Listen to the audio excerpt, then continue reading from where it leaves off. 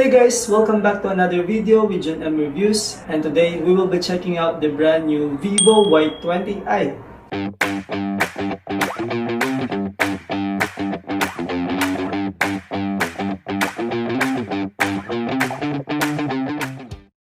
Hindi ko na patatagalin guys, let's do a quick unboxing of this phone.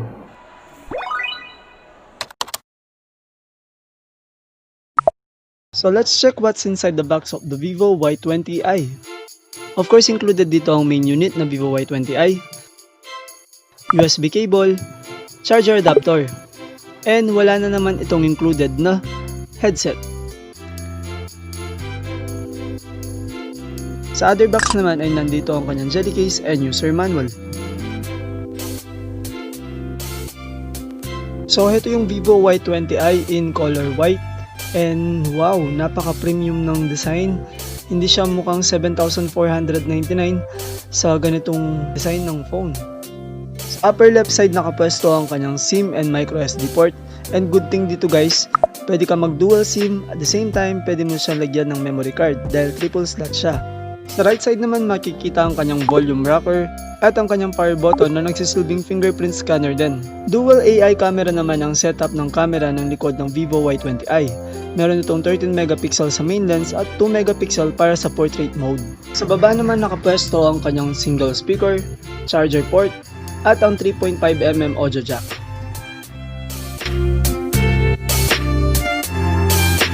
Water drop notch design pa rin ang kanyang front camera, pero mas okay sana kung punch hole na lang ang ginamit nito kamukha sa VIVO Y30. Ito naman ang internal specifications ng VIVO Y20i.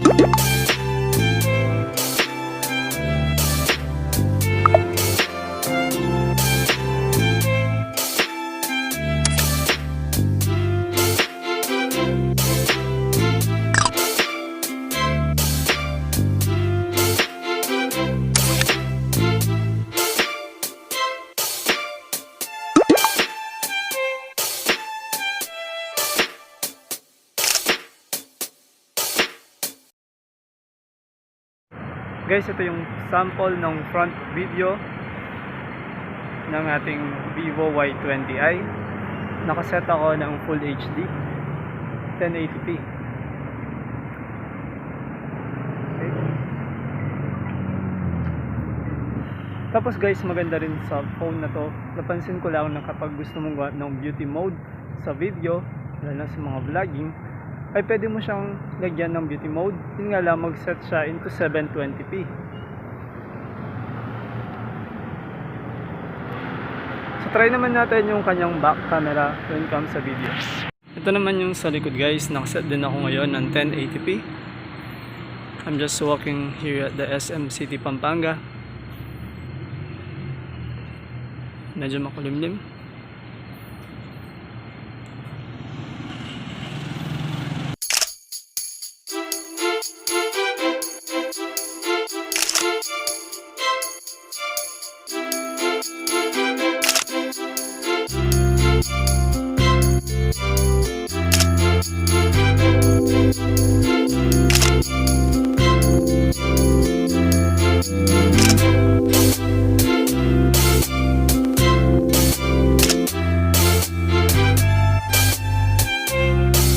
So, what are my thoughts about this VIVO Y20i? Una, I really like yung kanyang modern look. It feels like a mid-range design. Napakasimple and calm ng dating ng phone na to. And personally, mas gusto ko ang kanyang fingerprint sa gilid, side-mounted fingerprint compared sa back, and in-display fingerprint.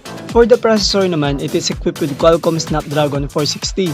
Okay na rin sa ganitong price point. And good thing, in-optimize ito ni VIVO for gamers dahil meron itong ultra game mode and multi-turbo. Okay na okay din ang 5,000 mAh battery ni VIVO Y20i. Sana lang ay ginawa rin siyang fast charging para sulit na sulit talaga. So guys, that's our VIVO Y20i unboxing and quick review. Thank you for watching Jun M Reviews, and don't forget to subscribe para laging updated kayo sa ating mga latest unboxings and gadget reviews.